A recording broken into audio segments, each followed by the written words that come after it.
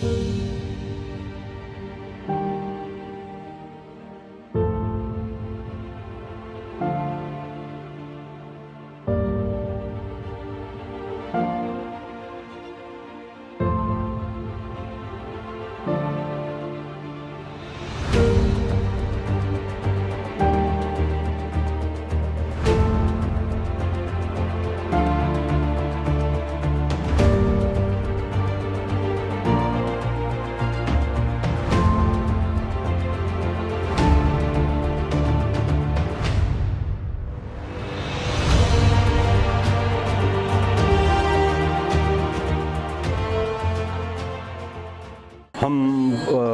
2-3 दिन के पहले हम एक फंक्शन में थे जहाँ एक पार्टी का एक बड़ा नेता पॉजिटिव निकला, तो ऐसे गूंज उठी। प्रेस वालों जितने भी जर्नलिस्ट हैं उनमें से ज़बरदस्त खौफ हरास पैदा हुआ। तो जैसे खौफ हरास पैदा हुआ तो फिर हम यहाँ आज फैसला किया हम भी टेस्ट करेंगे, एंटीबॉडी टेस्ट कर रहे हैं हम, कि ज़्यादातर हम जाते हैं कवरेज करने के लिए, हमें बड़ी प्रॉब्लमें होती है, हम करते हैं। मगर ख़ास तौर में क्रेडिट देना चाहता हूँ यहाँ का स्टाफ जो है, यहाँ की बच्चियाँ हैं, यहाँ डॉक्टर साहब हैं, इन्हें बड़ा कोऑपरेट हमारे साथ किया है। तो ये मैं सब जर्नलिस्टों से कहता हूँ आप कीजिए, तो इससे कोई ये दिक्कत नहीं है, कम से कम पता चलता है कोई प्रॉब्लम तो नहीं है, क्योंकि हमारा काम है सुबह निकलना है, शाम को घर आना है। क्यों इसमें जो डॉक्टर साहब ने इन्वाइट हमको किया है, सोशल डिस्टेंस, मास्क का हैंड वॉशिंग कीजिए, ये जर्नलिस्टों को करना ही चाहिए। ये जानना चाहिए कि जो मीडिया फैसिलिटी है ये फ्रंट लाइन पे काम करती है, क्या कुछ लगता है आपको कि प्रेस क्लब में ऐसा होना चाहिए जिससे हफ्ते में एक बार एक प्रकार को टेस्ट होना चाहिए? देखिए मैं कहता हूँ हफ्ते में नहीं, 15 दिन के बाद, यानी कि महीने में 2 मरतबा होना चाहिए जर्नलिस्ट को। जब से कोविड स्टार्ट हुआ तो गवर्नमेंट की तरफ से कोशिश रही कि उनकी बहुत सारे जो हाई रिस्क पॉपुलेशन है, एट रिस्क पॉपुलेशन है, उनकी टेस्टिंग की जाए। जैसे कि पहले कोई ट्रैवलर आ रहे थे, अभी आ रहे हैं तो उनकी टेस्टिंग हो रही है एयरपोर्ट्स पे, या जब वो बाई रोड आते हैं उनकी टेस्ट सैम्पलिंग होती है। उसके बाद जब भी कोई शख्स पॉजिटिव निकलता है तो उनकी फैमिली वालों की टेस्टिंग की जाती है। इसी तरह बहुत सारे ऐसे हाई रिस्क पॉपुलेशन है जिनका इन्फेक्शन लगने के एहतिमाल बढ़ सकते हैं, जिसमें हेल्थ केयर प्रोफेशनल्स हैं, और इसी तरह मीडिया से वाबस्ता लोग अशखास भी हैं, उनमें भी इन्फेक्शन लगने के खदशात हैं, क्योंकि वो कम्युनिटी में जाके अपना प्रोफेशनल काम करते हैं। तो उसमें से जो पहला टेस्ट किया जाता है वो RT-PCR टेस्ट है, जिससे ये पता चलता है कि इन्फेक्शन हम देखते हैं। और दूसरा टेस्ट जो आजकल हम इस वक्त कर रहे हैं, जिसमें आप शमूलियत कर रहे हैं, ये है एंटीबॉडीज़, कि जिस भी शख्स में इन्फेक्शन दाखिल होता है तो उसमें एंटीबॉडीज़ बन जाती हैं। एंटीबॉडीज़ का मतलब कि एक प्रोटेक्शन उनमें आ चुकी होती है इन्फेक्शन की। सो आज जो है हम एंटीबॉडीज़ देखना चाहते हैं मीडिया फ्रेटर्निटी में, ताकि ये पता चले कि रिसेंटली इनमें कोई इन्फेक्शन तो नहीं हुआ है कोविड का, और अगर एंटीबॉडीज़ बनी हैं तो कितने दर्जे की एंटीबॉडीज़ बनी है, और अगर ना बनी हो तो इसका मतलब ये भी है कि उनमें और ज़्यादा प्रोटेक्शन लेने की ज़रूरत है। हमने इसमें बहुत सारे अशखास की टेस्टिंग की है। हमने हेल्थ केयर प्रोफेशनल लगभग 3000 हेल्थ से वाबस्ता अशखास की टेस्टिंग की है। उसके साथ जनरल पॉपुलेशन में हमने टेस्टिंग की, लगभग 3000 से ज़ायद सैम्पल्स हमने जनरल पॉपुलेशन से लिए। हमने डिस्ट्रिक्ट एडमिनिस्ट्रेशन का सैम्पल लिया, और बहुत सारे जो शोबा जात हैं जहाँ उनको लगे कि टेस्टिंग की ज़रूरत है, हम उनकी टेस्टिंग कर रहे हैं। किसी शख्स में इन्फेक्शन लग जाता है तो उसके बाद उसमें एक इंक्यूबेशन पीरियड आ जाता है, जिस दौरान उसमें इन्फेक्शन बॉडी में फैल जाता है और उसमें अलामत आनी शुरू हो जाती है। ये जो इन्फेक्शन है लगभग 1 से 2 हफ्ते तक इंसान की बॉडी में रहता है, और ये इन्फेक्शन उसके बाद नहीं दिखता और फिर एंटीबॉडीज़ आना शुरू हो जाता है। जब भी किसी शख्स का आज समझ लीजिए आज उसका टेस्ट हो गया और उसका रिपोर्ट 2-3 दिन के बाद आ गया या नेक्स्ट डे आ गया, और 2-3 दिन के बाद ये इन्फेक्शन उसकी बॉडी में नहीं डिटेक्ट हो सकता है, क्योंकि जो उसका अपना कोर्स ऑफ इन्फेक्शन है वो ख़त्म हो जाता है। यही वजह है कि कभी एक लैब में इन्फेक्शन आपको दिखता है और दूसरी लैब में नेगेटिव आ सकता है। जो भी हमारी इस वक्त लैब्स काम कर रही हैं, 3 लैब्स, इनमें बहुत जो इक्विपमेंट है बहुत ही सोफिस्टिकेटेड, बहुत ही एडवांस्ड इक्विपमेंट है, और इसमें फॉल्स पॉजिटिव होने के खदशात न होने के बराबर है। गिल साहब हमें बताइए, जो आज GMC ने एक इनिशिएटिव लिया है जर्नलिस्ट को एंटीबॉडी टेस्टिंग के लिए, कैसा क्या लगता है आपको, ये अच्छा इकदाम है?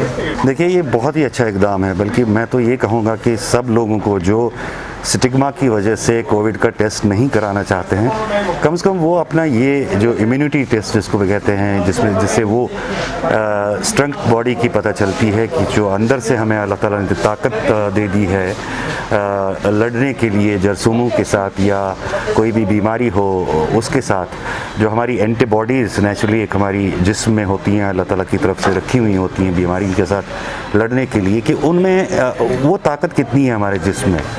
तो आप जानते ही हैं, आप भी इसी पेशे से वाबस्ता हैं कि हम कितने वल्नरेबल लोग हैं इस हवाले से कि हमको कई तरह के इवेंट्स, कई तरह के वाक़यात, कई तरह के हालात कवर करने पड़ते हैं, जिसमें कभी कभी हमें ये ख्याल नहीं रहता है कि एहतियात किस तरह करें या एहतियात में छूट रह जाती है।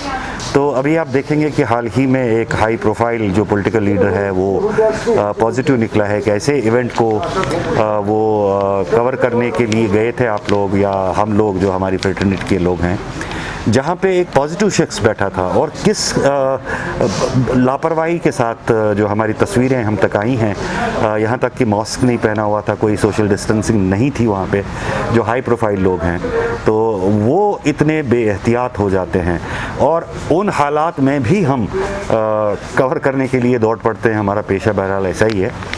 तो एंटीबॉडीज़ का ये जो आज टेस्ट हो रहा है, तो हमारी फ्रेटर्निटी में जो लोग ये टेस्ट करवाते हैं उनको कम से कम इस बात का एहसास रहेगा कि हमारा जिस्म जो है बीमारियों से लड़ने के लिए कितना ताकतवर या कितना कमज़ोर है।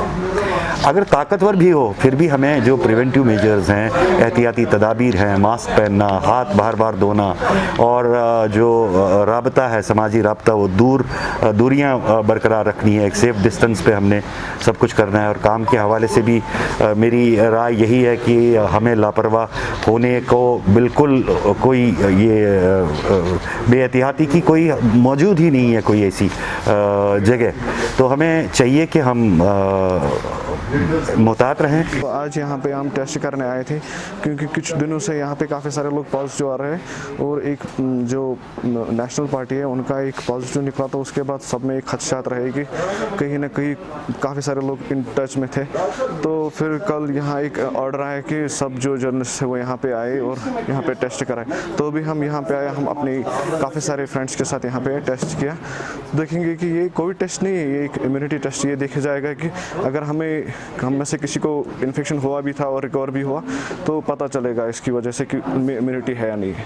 जो खदशात आप जाहिर करें वो एंटीजन का है, जो हम RT-PCR सैंपल कर सकते हैं कि उसमें RT-PCR हम देखते हैं कि जो वायरस अंदर बॉडी के अंदर है वो वायरस हम देखने की कोशिश करते हैं, जिसमें से नाक से स्वैब लिया जाता है और वही टेस्ट करके वो फिर देखा जाता है कि इसमें वायरस मौजूद तो नहीं है।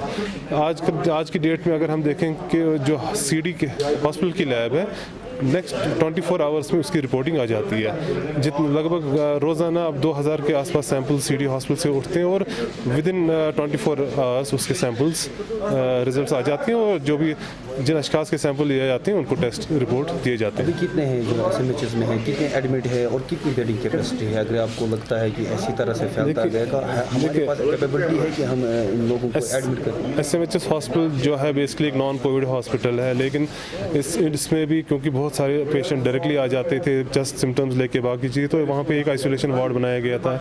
उसके साथ ही बाहर साइकेट्रिक बिल्डिंग है, वहाँ पे भी आइसोलेशन वार्ड बनाया गया है। वहाँ पे मेडिकल ICU ऑलरेडी एस्टेब्लिश है जहाँ पे 4 वेंटिलेटर हैं।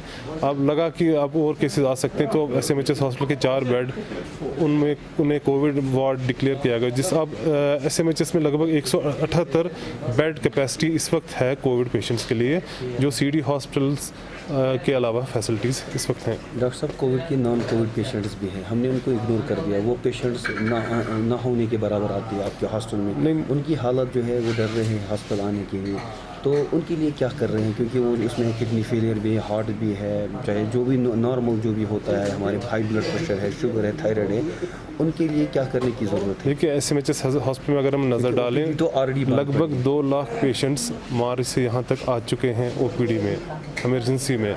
तो ये सही बात नहीं है कि पेशेंट नहीं आ रहे हैं। पेशेंट्स एज हमें जिनको लग रहा है कि उनको ट्रीटमेंट की ज़रूरत है वो SMHs की इमरजेंसी में आ रहे हैं और उनकी ट्रीटमेंट वहाँ पे हो रही है। रूटीन OPD अब यहाँ स्टार्ट नहीं हुआ क्योंकि वहाँ पे कुछ वजूहात हैं कि सोशल डिस्टेंसिंग का मसला और गैर ज़रूरी तौर पेशेंट्स आ सकते हैं, इसलिए जहाँ पेशेंट्स को लगे कि उन्हें तिबी निगहदाश्त की ज़रूरत है वो SMHs की एमरजेंसी में आके अपना इलाज करा लेते हैं। तो क्या मैसेज रहेगी आपको, क्योंकि लोग डर रहे हैं आने से, लोग बोल रहे हैं कि देखो परसों एक डेथ हो गई ड्यूरिंग टेस्ट, जो 65 साल जो बुजुर्ग थे, ड्यूरिंग टेस्ट के दौरान जब उनका सैंपलिंग लिया जा रहा था उसकी डेथ हो गई।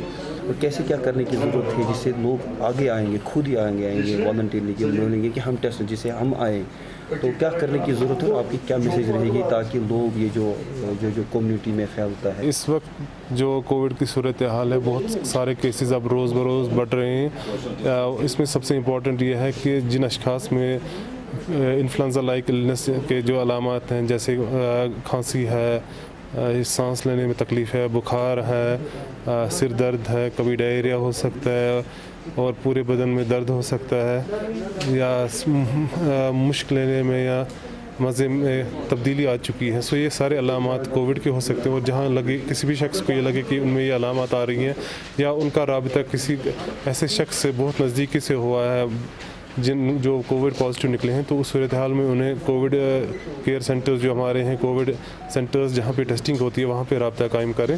और गैर ज़रूरी तो इंसान का आजकल घरों से बाहर न निकलें, क्योंकि बहुत सारे इस वक्त केसेस बढ़ रहे हैं और एहतिमाल है कि इन्फेक्शन फैलने के चांसेस बहुत ज़्यादा बढ़ रहे हैं। तो लोगों से दरख्वास्त है कि जब भी वो घर से बाहर निकलें तो मास्क लगा के ज़रूरी निकलें। मास्क लगाना इसीलिए अहम है कि ना वो उससे न सिर्फ वो खुद की भी हिफाजत कर सकते हैं, लेकिन जो बाहर लोग घूम रहे हैं उनकी भी हिफाजत हो सकती है। सोशल डिस्टेंसिंग कम से कम 1-2 मीटर का फासला दूसरे से शख्स से रखें। हैंड हाइजीन अच्छी तरह हाथ साबुन से धो लें जब भी घर पहुँचें, जब भी किसी से मुलाकात करें।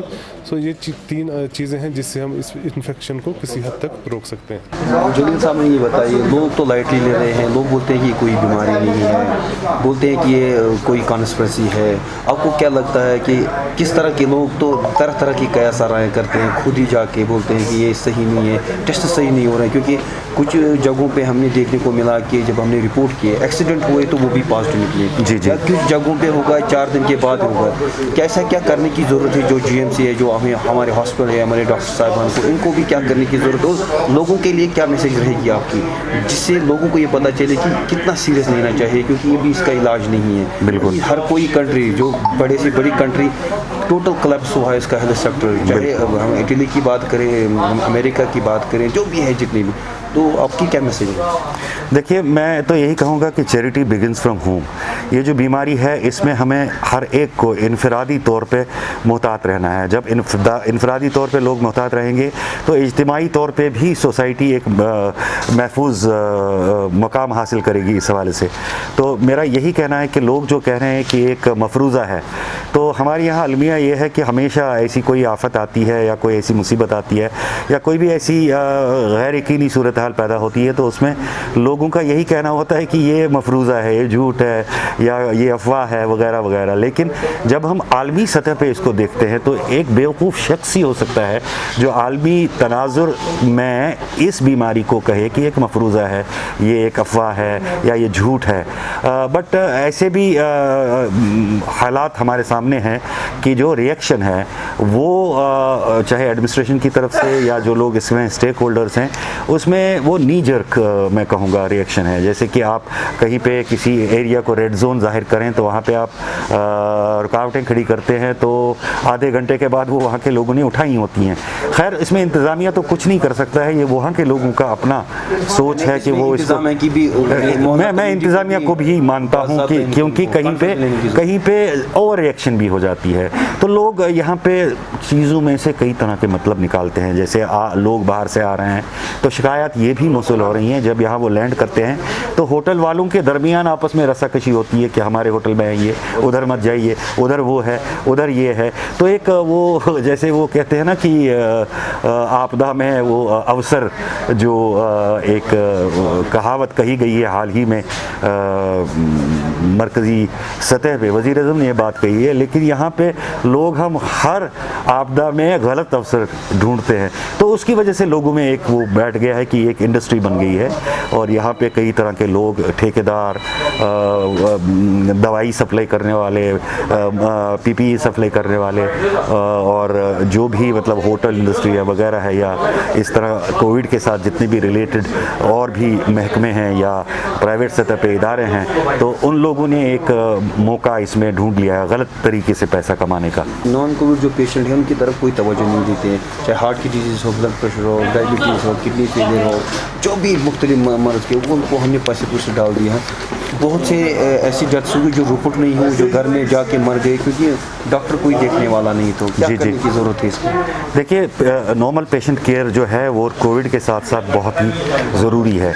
कोविड जो है ये एक जरासीम है जो हमारे इम्यून सिस्टम पे अटैक करता है, और जो नॉर्मल पेशेंट्स हैं उनमें कई तरह की ऐसी बीमारियां हैं कि अगर खुदा नाख्वास्ता उन पे कोविड का असर हो तो वो उस इम्यून सिस्टम, इम्यूनिटी पे हमलावर होके उस आदमी को कमज़ोर कर सकता है और उस वजह से वो मर भी सकता है। तो ज़रूरी ये है कि जो लोग और भी एलिमेंट्स में, या ख़ासकर जो हमारे टर्मिनली इल पेशेंट्स हैं, कैंसर पेशेंट्स हैं, डायलिसिस वाले हैं, वो बहुत ही कमज़ोर हैं, बहुत अच्छे टारगेट हैं इस वायरस के लिए।